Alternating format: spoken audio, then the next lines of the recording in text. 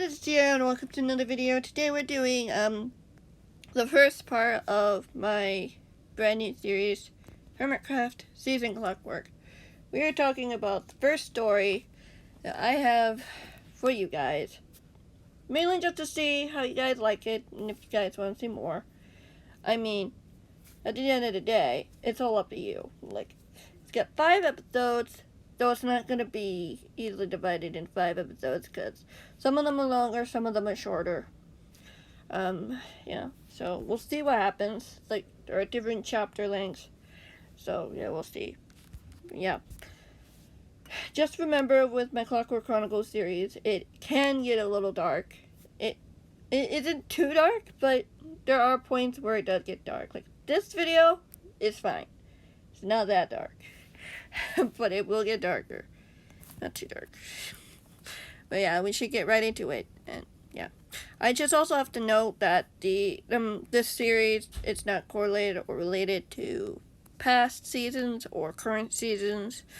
Because as of recording this, Hermitcraft Season 8 isn't out yet, but it will be out tomorrow. So you could probably tell by the time. Yeah, let's move on to episode 1, chapter 1. Grian stood in front of the portal, a faint buzz coming from the gadget as white particles gently floated off into the sky around him. The bright light lit up his already pale complexion as he stood within the heart of the spruce woods, preparing himself for the journey back home. He spent the whole day with Nettie, Jimmy, Martin, and their friends. It was something they had done for months now, being a part of 2 worlds, 2 friend groups, many months at least. The place was nestled in a cozy clearing with a variety of buildings, shops, meeting halls, homes, and now a barracks for the people who now resided there to ensure their safety. A big change that made a lot of sense after everything that had happened over there. Even though things had changed dramatically for his friends here, things somehow remained the same for his fellow hermits back in their place that they called home. The day had certainly been fun. The young YouTuber wouldn't argue about that. They had played games such as hide and seek, charades, and even told ghost stories in front of the campfire. It had just been weird to see the men watching him and his friends as they went about their day. He'd been told by his friends that those individuals were from the group known as the Cause, who still don't have a name,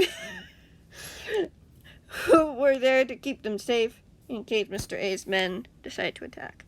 All he knew about them was what his friends had relayed to him, especially with the consistent request to be careful and make sure no one followed him back. As far as he knew, he was aware no one had. He'd made sure of it, unless, of course, they were hidden. But he didn't want to think about that. They were well hidden. Nothing could happen to his friends back at home. Whoever these men were, they stood no chance against the hermits, especially when they had far more powerful gear than they could ever dream of.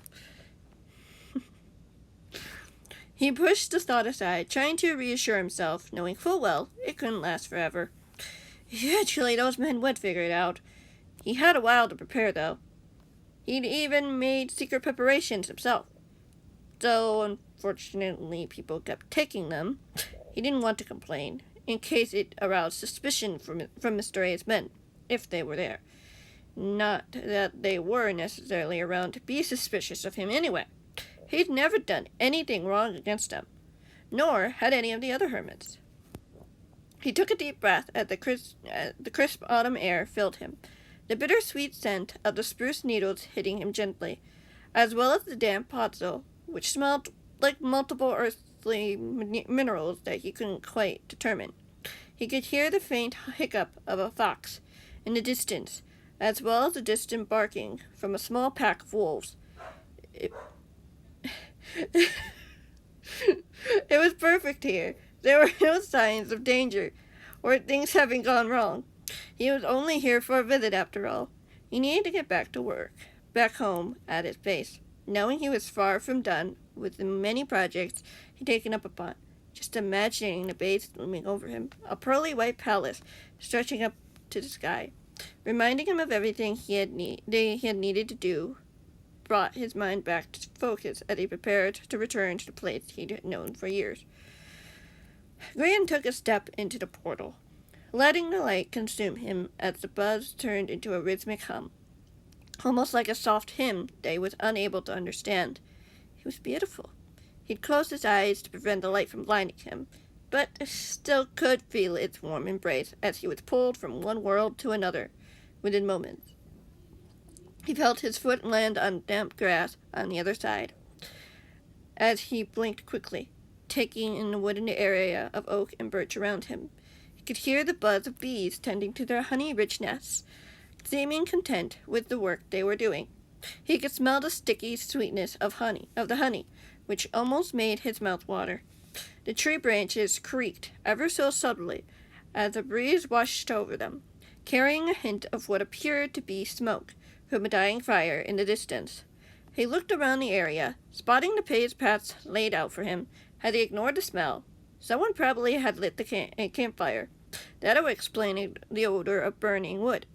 It didn't mean something bad had happened.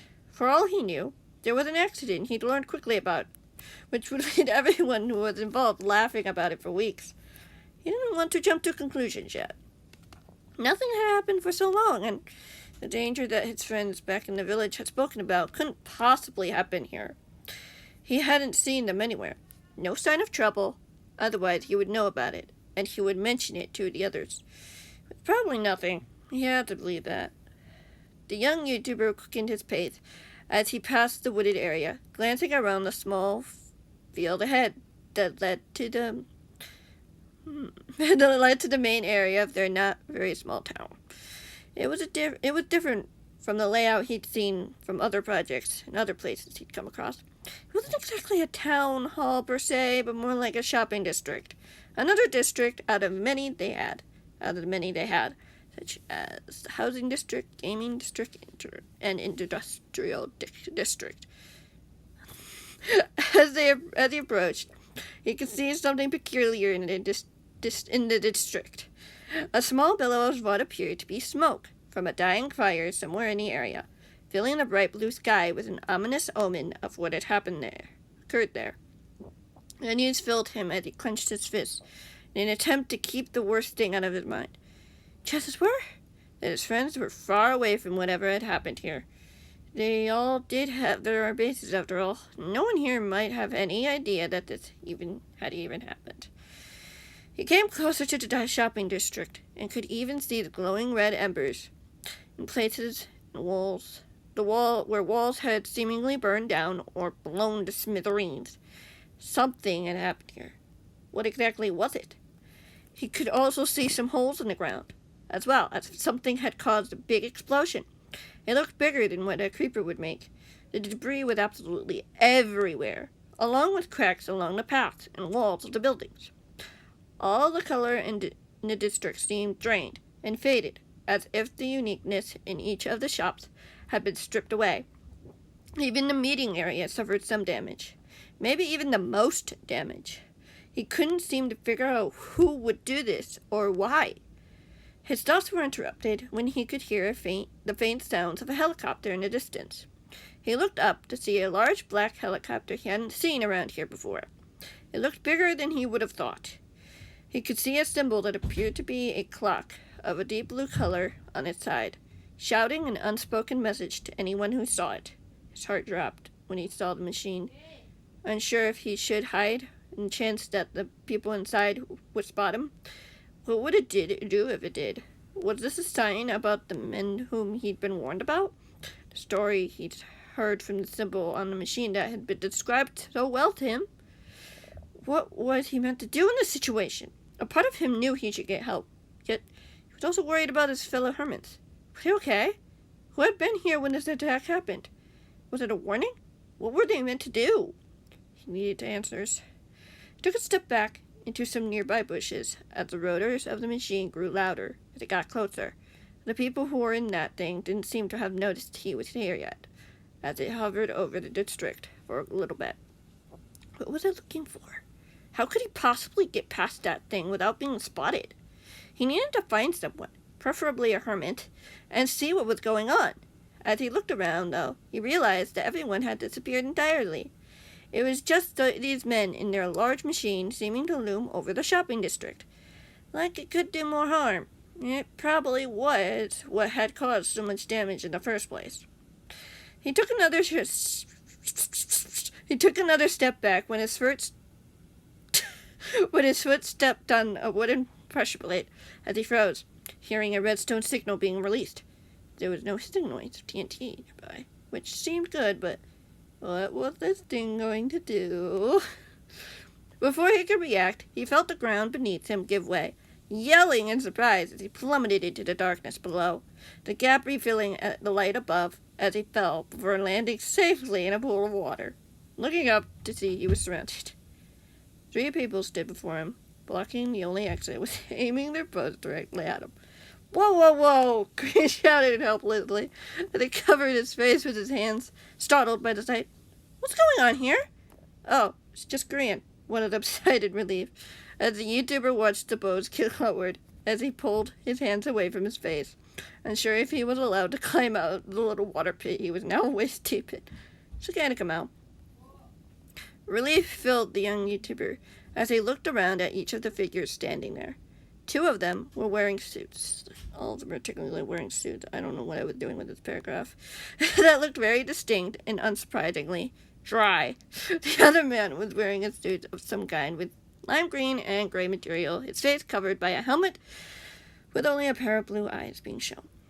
They were the only things that he could see of the man's face, the rest being hidden by the helmet. Beside him was a second man with a classic mustache that Grian knew so well, and finally the third with a smirk on his face. Clearly, they had been waiting there for a while. Grian pulled himself out of the water, quickly attempting, but unsuccessfully, to dry himself off as he glanced back behind him for a moment, unsure of whether or not anyone from the surface had heard him when the trap had been triggered. "Can someone tell me what's going on exactly?" "I went to visit some friends and came back to find the shopping district was partially destroyed and found a trap with you three threatening me with archery." Wasn't corrected. "We weren't going to shoot you, Grian. You know that." "Not necessarily," the young YouTuber admitted. "I think I can take it from here," and the armored man replied. "You 2 should stay here to keep an eye out. I'm surprised the rest don't actually work from all the way up there."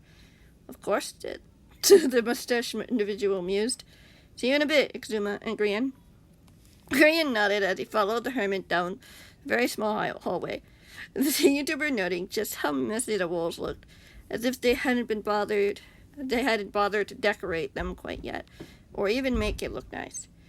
Even simple stone walls would have looked better than the patches of andesite, granite, cobblestone, and gravel you could see. "I know it doesn't look the best," Exuma admitted. "After the attack on the shopping district, we needed to hide in case they tried to attack us back at our bases." "That makes sense. We're stronger together than separated." "I see what you're getting at," Grian said thoughtfully. "Will Scar and Mumble be okay back there, though, in case there's an ambush?" "I'd like to hope so," Exuma admitted. "Everyone else is busy working out a system we can use in case this happens again." "I have a feeling it will," Grian admitted. "What do you mean?" the hermit asked curiously, as they entered what appeared to be a meeting room. It appeared to have only been recently dug out as the young YouTuber took a seat on one of the makeshift chairs. "Their helicopter is still in the district, like it's looking for something, or rather someone," Grian pointed out simply. "That's not a good sign," Exuma sighed, shaking its head slowly. "Why did they even attack the district anyway? Was it a warning?" Grian asked. "I don't know," the hermit admitted. "We were having a meeting in the meeting hall to plan our next project when the helicopter came out of nowhere and started blowing things up." "Yikes," Grian swallowed, looking up at the stone ceiling overhead, though the sound of the helicopter couldn't be heard from this far down. He could imagine it still being up there, looking for them. "Everyone was okay, though." "Thankfully, yes," the YouTuber admitted in relief. "No one was too badly hurt." "Can't say the same for some of the shops, though." "Yeah," Grian replied with a nod. "I guess we've been lucky for now." There was a long moment of silence before Exuma spoke again, his tone firm and somewhat serious. Do you know anything about those guys? I know a little bit from what I've been told, Grian admitted. I just didn't want to worry you guys about it, though. Too much about it, though. I thought they wouldn't find us. I honestly thought I would have more time to come up with a plan. Guess they followed me during one of my journeys back. That's unfortunate. Exuma sighed. Anything you could tell me about them? What do you know? Grian hesitated, unsure of where to start, before telling the man everything he knew, from the Spruce Village. Of Mr. A and his men, of what his friends had been through. He decided not to leave anything out, especially not the fact that Mr. A and RJ were brothers who sought revenge for whatever reason. He didn't know for sure what, but they were willing to do whatever it took to destroy all the YouTubers. If Mr. A wanted them dead, the men would fulfill their request to whatever ends necessary. It's a brief summary. There's a lot more if you get on to read the books.